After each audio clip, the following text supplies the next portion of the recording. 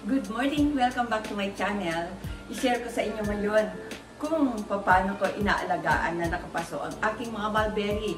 At syempre, isi-share ko din sa inyo kung anong mga benefits na makukuha natin dito. Akala natin sa sobrang liliit na prutas na ganito,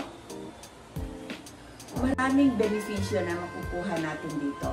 Kaya yon ay ilalagay ko lahat sa caption.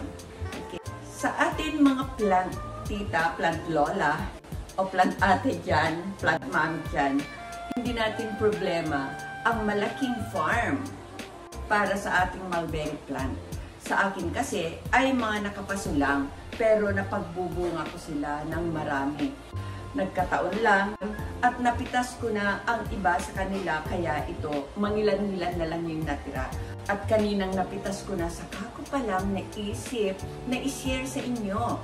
Papakita ko sa inyo kung gaano karami napitas ko dito sa tatatlong puno na ito na lahat ay nakapaso. Ganito karami ang napitas ko sa aking tatlong nakapasong maliliit na mulberry plant.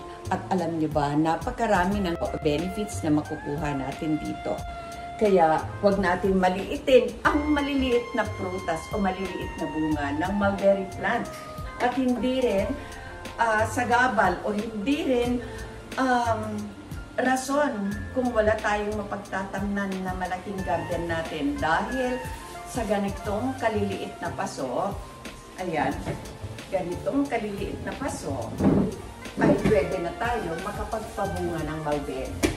At ilalagay ko nga sa caption, uulitin ko ang benefits na makukuha natin dito. Kaya magtanim na tayo ng mulberry plant. Ayan, tignan nyo naman.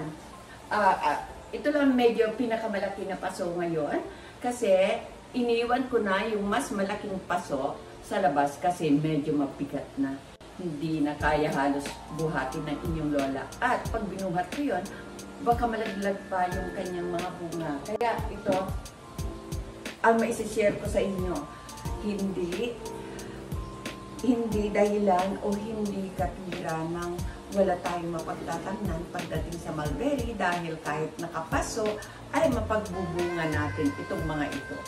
Ayan, tingnan nyo naman, may bunga. Ito din. Kaya magtanim tayo, huwag natin maliitin ang mga maliliit na bunga nito.